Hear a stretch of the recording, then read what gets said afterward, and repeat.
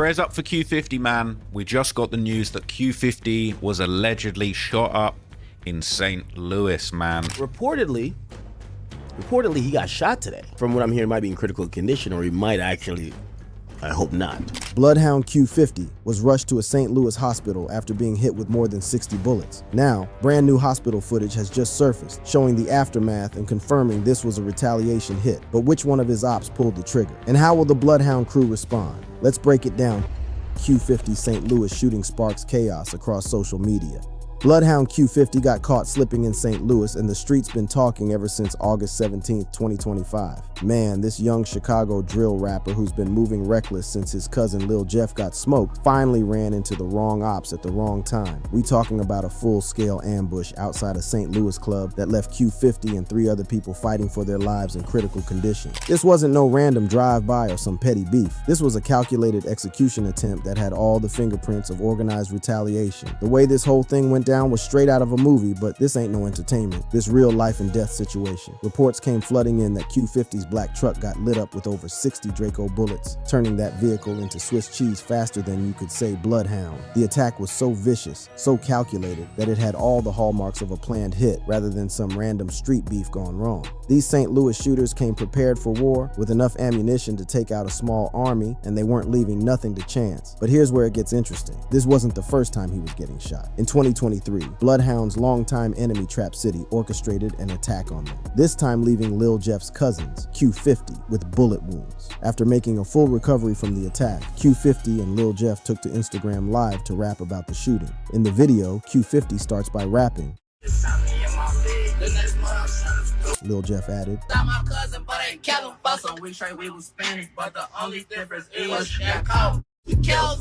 so when news broke that Q50 was once again the victim of another shooting, this time far more serious, the internet exploded. Academics posted a story showing multiple police vehicles outside a St. Louis hospital with the caption, "Check on Lou at Bloodhound Q50, 762. And this time, even academics hinted the cops might have lost hope in this never-ending hood war. It's wild.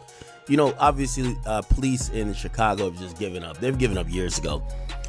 But you know, maybe this is starting to prove my theory wrong. Meanwhile, the fans' reactions across X, formerly Twitter, painted a picture of a community genuinely shook by what they were seeing. At Chai Drill Fan 23 posted, "Damn, Q50 got hit bad in STL? Praying he pulls through, he too young for this."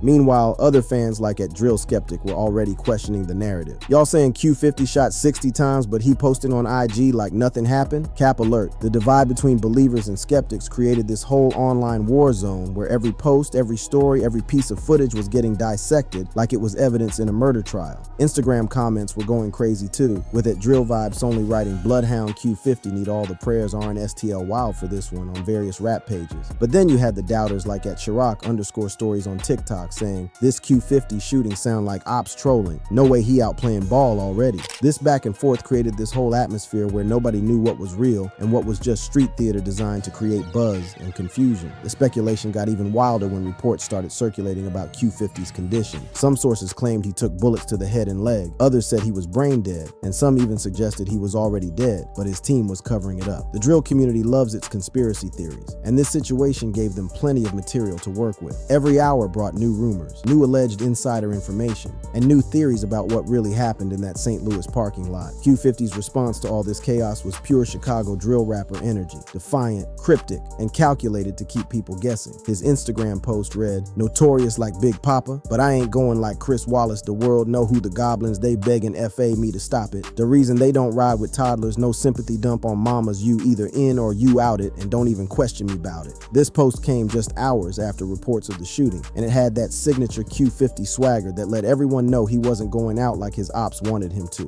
The reference to Notorious Big and Christopher Wallace was especially telling. Q50 was saying he might be notorious like Biggie, but he wasn't gonna die like him. He later went on IG Live and boasted, "As always. You know what I don't give up? Free body, free money, like you. I've been spent that 60K. But the real slap in the face to everyone claiming he was laid up in intensive care came when Q50 reposted an Instagram story by @079_squeeze that said, "Switchy watching all the fake news laughing." Man called the whole shooting report fake news and laughed at it like it was some kind of joke. Q50's mother jumped in the mix too, reportedly dismissing the shooting as trolling nonsense on Instagram, which had his fans feeling like they'd been played by the rumor mill. But then again, in drill culture, family always gonna ride for their people, true or not. Mom's got a special place in this culture. They'll lie to the police, lie to the media, and lie to God himself to protect their sons from the consequences of street life. DJ Academics, the unofficial drill culture commentator, weighed in with his typical cautious but engaging approach. Q50 caught in another shooting. This kid stay in the mix, but word is he already back posting like it's nothing. Drill life wild. Academics knows how to ride that line between reporting news and avoiding lawsuits, but his coverage always shapes how the culture views these situations. His platform reaches millions of drill fans, so when he speaks on something, it becomes official in the minds of the community. Reportedly, he got shot today. From what I'm hearing, he might be in critical condition, or he might actually, I hope not. What made this whole episode even more wild was how fast the narrative shifted. One minute the internet was holding vigils for Q50, the next minute they were calling him invincible. Reports even surfaced of Q50 being seen playing some ball in the court, post-shooting, which had people either impressed by his resilience or convinced the whole thing was capped from the beginning. The basketball video, if it was real, would have been the ultimate flex, getting shot up one day and hooping the next like nothing happened. The St. Louis connection to this drama runs deeper than just a random shooting, and the way Q50 handled the aftermath shows he's learned from watching other drill rappers get caught slipping on social media. But to understand why Q50 was even in St. Louis in the first place, and why certain people wanted him dead, you gotta dive into the beef that brought him there. CTS deadly beef with Q50 explodes into violence. The beef between Bloodhound Q50 and St. Louis rapper CTS Lou Wick didn't just happen overnight. This was weeks of social media warfare that escalated into real street violence that nobody saw coming until it was too late. CTS Lou Wick, a 19-year-old St. Louis rapper known for tracks like Smash, had already beaten a murder charge in January 2024 for shooting 42-year-old Joseph Raymond Shaw, claiming self-defense and walking away from what could have been a life sentence. So when this dude started targeting Q50 and the Bloodhound gang, everyone knew he wasn't just talking for social. Media clout. This was a real killer with nothing to lose and everything to prove. The feud reportedly began with a social media argument a few weeks before the August 17, 2025 shooting, with Q50's habit of dropping his location on Instagram live sessions proving to be his downfall. See, Q50 been moving like he untouchable ever since Lil Jeff got killed, thinking his Chicago reputation would protect him anywhere he went. But St. Louis got their own killers, and Lou Wick wasn't intimidated by no out-of-town drill rapper talking crazy on the internet. This whole situation started because Q50 couldn't keep his mouth shut and his location private. Classic drill rapper mistake that's gotten more young men killed than any other single factor. Atlashy Bills put it perfectly. Q50 was very loud on IG, STL wasn't playing. That's the reality of this drill.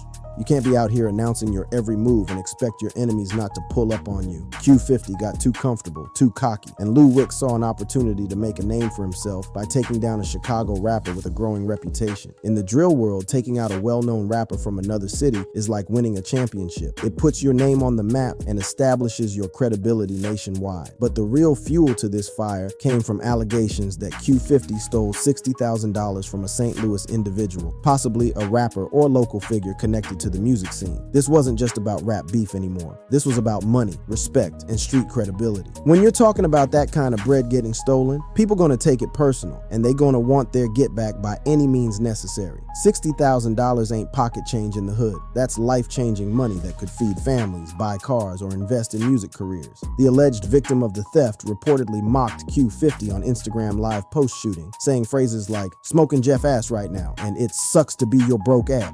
This type of disrespect, especially bringing up Lil Jeff's death, shows how deep this beef really was. When ops start talking about your dead homies, that's when you know the situation done moved past regular rap rivalry into life or death territory. The fact that they were smoking on Jeff's name while celebrating Q50's alleged demise showed this was personal, vindictive, and designed to cause maximum emotional damage. TikTok user at Clipodology captured the sentiment perfectly when they quoted St. Louis YN saying, "Q50 thought he could finesse 60K and slide through STL? Wrong move." This whole narrative painted Q50 as someone who thought his Chicago reputation would let him play games in other cities, but St. Louis wasn't having it. The disrespect of allegedly stealing money and then showing up in their city like nothing happened was seen as the ultimate violation of street code.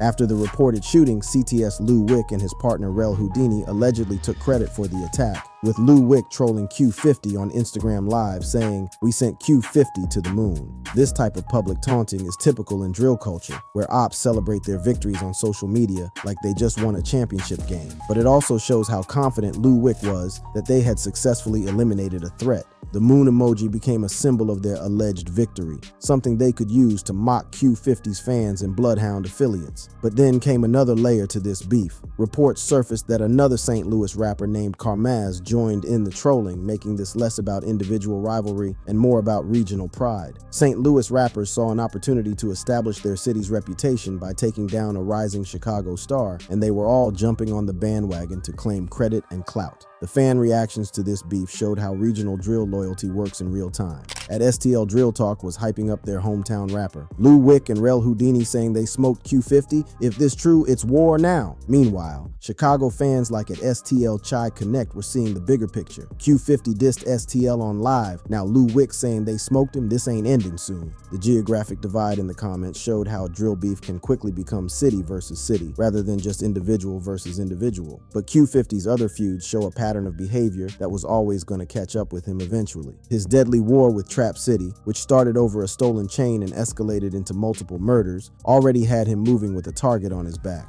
His conflicts with O-Block and other Chicago gangs meant he had enemies in his own city, and now he was making enemies in other states too. This pattern of creating beef everywhere he went showed either incredible fearlessness or incredible stupidity, depending on your perspective. During a Vlad TV interview, Q50 had claimed, I ain't never really did to nobody to get shot, you know what I'm saying? So it's like, what the well, shit, that's what come with being, you know what I'm saying? It's a lot of people I know throughout my life that got shot that was like me, ain't diss nobody. But his actions and his music told a different story. When you're constantly dissing dead ops, claiming bodies in your raps, and flashing weapons on social media, you can't act surprised when people start shooting back. The victim mentality doesn't work when you're actively provoking conflicts and celebrating violence. But the most significant and deadly feud in Q50's career wasn't with St. Louis rappers or O-Block. It was with Trap City, a beef that started over something as simple as a stolen chain, but escalated into one of Chicago's most brutal drill rap wars. Lil Jeff stole a chain from Trap City member Vel in early 2023, and instead of handling it quietly, he flaunted it on Instagram Live, taunting Vel with captions like "TC Soft, chain mine now." This disrespect ended a decade-long alliance between Bloodhound 079 and Trap City, turning former friends into deadly enemies who would stop at nothing to destroy each other. The rumor of the missing chain creating a missing link between these groups was confirmed in 2024 when Trap City Rob decided to openly share his side of the truth. In the interview, Trap City Rob, who was in the company of fellow gang member Trap City Taro, maintained that Lil Jeff was the chain thief. He goes, "He stole the chain, bro. We tried like he took it. He stole my own chain."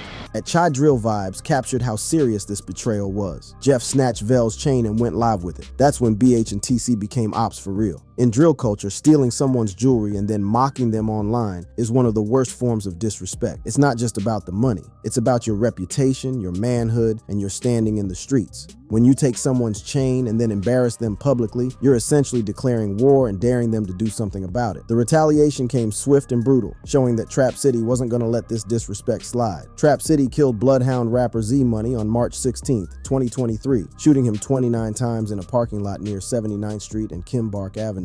This wasn't just a shooting. This was an execution, designed to send a message that Trap City wasn't playing games about their respect. 29 bullets showed this was personal, emotional, and meant to traumatize the entire Bloodhound organization. You Southside Talk's reaction showed how the streets viewed this escalation. TC hit Z-Money with 29, that's personal. BH gotta slide back, and slide back they did, proving that Bloodhound wasn't gonna take this line down. The cycle of violence was now officially in motion, and both sides knew it was gonna get ugly before it was over. This beef would define Q50's entire career and ultimately cost him the most important person in his life, setting up the most tragic chapter in this whole saga. Q50 carries Lil Jeff's body as Bloodhound War continues. The scene of Q50 carrying Lil Jeff's lifeless body into the University of Chicago Medical Center on June 8, 2024, became one of the most haunting pieces of drill culture documentation ever captured. The photo shows Q50 and Rel Vert rushing with Jeff's body limp in their arms, blood visible on his clothing. This wasn't just an image. This was the moment everything changed for Q50 and Bloodhound forever. The desperation in their movements, the chaos, and the finality of what was happening created a piece of content that would be analyzed, debated, and referenced for years to come. The relationship between Q50 and Lil Jeff went deeper than just rap partners or gang affiliates. These were cousins who grew up together in Chicago's South Side, specifically around 79th Street and Maryland Avenue, the heart of Bloodhound 079's territory. In a Vlad TV interview, Q50 described Jeff as a brother figure in his daily life. And that's my big brother, you know what I'm saying? I got real love for broski, love the f out of him.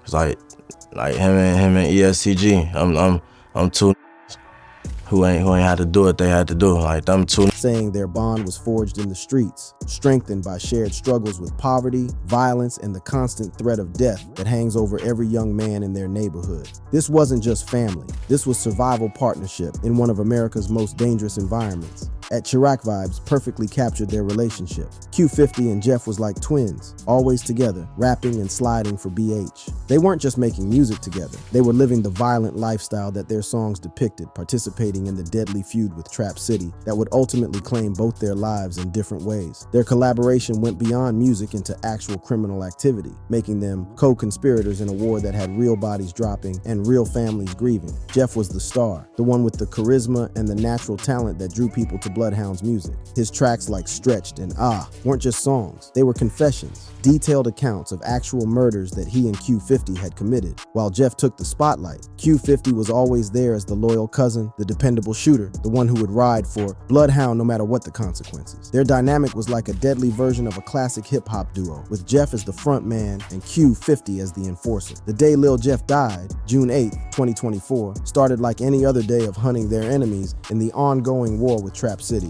Jeff was killed at approximately 4:30 p.m. in Trap City's territory at 6649 South Rhodes Avenue during a shootout while chasing rival Mineski. The attack was vicious and thorough. Jeff was shot 19 times with multiple firearms, including rifles, with the shooter standing over him to ensure he was dead. This wasn't just a killing. This was an execution designed to send a message to all of Bloodhound that their most valuable member was gone and they were vulnerable. G Bloodhound Stan's reaction showed how personal this loss was. Jeff got smoked chasing Mineski. 19 shots is crazy. Q50 was there. This personal now. The fact that Q50 was present when his cousin got murdered, possibly even participating in the shootout, added layers of trauma and guilt that would influence everything he did afterward. Imagine watching your closest family member, your partner and everything, get gunned down right in front of you and knowing there was nothing you could do to save him. The controversy around Q50's presence at the shooting created its own drama within the drill community, with conspiracy theories and accusations flying from all directions. Speculation arose about friendly fire as footage showed a man in pink, allegedly Q50, shooting and limping away, consistent with Q50's appearance on crutches at Jeff's funeral. Some fans questioned whether Q50 had accidentally shot his own cousin in the chaos of the gunfight, while others defended him as a loyal friend who tried to save Jeff's life. The pink clothing detail became a major point of debate, with people analyzing every frame of footage to determine Q50's exact role in the shooting. At Chai Streets expressed the heartbreak many fans felt. That clip of Q50 carrying Jeff to the hospital broke me. He tried to save his bro, but TC got him. The hospital footage became proof of Q50's loyalty to many fans, showing him risking his own safety to try to get medical help for his dying cousin. The image of him struggling with Jeff's dead weight, probably knowing deep down that it was too late but refusing to give up, resonated with anyone who's ever lost someone close to them. But for others, like at Drill Skeptic, the footage raised more questions. Q50 carrying Jeff in that video don't mean he innocent. Why he limping after? This skepticism reflects the paranoia and distrust that runs deep in drill culture, where loyalty can be questioned even in moments of apparent heroism. The limping detail fueled theories that Q50 had been injured in the same shooting, possibly by his own gunfire or by Trap City shooters who were targeting both cousins. cousins. DJ Academics captured the complexity of the situation. Lil Jeff's death hit Q50 hard. 19 shots in TC's hood, this beef bout to explode, and explode it did, with Q50 taking over as Bloodhound's de facto leader and continuing the war with even more intensity than before. Jeff's death didn't end the conflict. It escalated it to new levels of violence and vindictiveness. The retaliation for Jeff's death came swiftly and brutally, showing that Q50 wasn't going to let his cousin's murder go unanswered. Bloodhound allegedly killed Leal in June 2023, shooting him 7 times in a Lyft vehicle, with Lil Jeff bragging about it in his track Stretched, rapping "Caught him in a Lyft, Micro Draco, 7 shots, he gone now." But this was just the beginning of a revenge campaign that would stretch on for months and claim multiple lives. The double murder of Monterio Monty Williams and Robert Lil Rob Boston on January 26, 2024 outside Innovations High School was attributed to Bloodhound, with Q50 and Lil Jeff celebrating the hits in their track Ah, which got 24 million views on YouTube. The fact that they targeted teenagers at a school showed how ruthless this beef had become, with no regard for innocent bystanders or the sanctity of educational institutions. Look, if y'all ever going through some and y'all need, like, y'all want to get back, y'all need some to tear y'all up, play this song right here 100 times. I bet you gonna get the job done. Right in my line, brother. But that wasn't where he ended his shocking confession. Lil Jeff continued. I popped out listening to this, but ooh, this right here gonna give you real motivation. Hold on, look. After Jeff's death, Q50's transformation from sidekick to leader was immediate and dramatic, like he was channeling his cousin's spirit and carrying on his legacy through pure violence and determination. He released his debut album, Long Live My Bruda, He Probably Killed Yo Bruda, in April 2025, dedicated to Lil Jeff, with 5 of the 14 tracks featuring Jeff's posthumous verses. The album's title itself was a middle finger to Trap City, and anyone else who thought Bloodhound would fold after losing their star. It was also a promise that Q50 would continue killing their enemies in Jeff's memory. The retaliation for Jeff's death came in October 2024 when Bloodhound allegedly killed Vel, the Trap City member, whose stolen chain had started the whole feud. Q50's Instagram post mocking Vel showed his evolution into a cold-blooded leader. Vel thought he was safe. Now he with Jeff's ops in hell. This wasn't just revenge. This was Q50 proving he could carry Bloodhound without Jeff, and that their enemies would continue to pay the price for what they'd done. At Chicago Drill Talk recognized Q50's leadership. Q50 got Vel for Jeff, then BH hit the funeral, he carrying the flag hard. The reference to the funeral shooting refers to the November 2024 drive-by at Vel's funeral in Harvey, Illinois, that killed Vel's sister, marking a new low in the feud's escalation. Targeting family members at funerals crossed every line of street code and showed that Q50 was willing to do whatever it took to honor Jeff's memory. DJ Academics summed up Q50's evolution perfectly. Q50's Long Live My Brudda is Jeff's legacy and a middle finger to TC. He ain't letting up. The album wasn't just music, it was a declaration of war, with tracks like Vel Down directly taunting dead enemies. Vel got dropped, chained back where it belonged. Every song was both a tribute to Jeff and a threat to anyone who stood against Bloodhound. Q50's social media presence also became more aggressive and calculated after Jeff's death, showing that he'd learned from watching other drill rappers make mistakes online. His cryptic posts like "Notorious like Big Papa, no sympathy dump on mamas" after the St. Louis shooting showed he had learned to use ambiguity as a weapon, keeping enemies and authorities guessing while maintaining his street credibility. He was playing chess now instead of checkers, using social media as a psychological warfare tool. At Drill Life, 773 recognized Q50's strategic evolution. Q50 backspinning for Jeff, that IG Live got TC shook. BH4L. Despite claims about pushing peace in interviews, Q50's actions, the diss tracks, the mocking posts, the alleged hits, showed he was fully committed to carrying on the violent legacy that he and Jeff had built together. The rapper certainly talks about murder and his body count too much not to know more about it. During an October 2024 interview with DJ Vlad, British YouTuber Trap Lore, Ross revealed his shock at how Q50 has still managed to stay out of jail while bragging about how many people he has killed at every chance he gets. Q50's still out here. He got arrested for a little period of time, but he got let back out, and he's just out here, you know, navigating the streets supposedly with 8 bodies. I don't know how he's not in jail.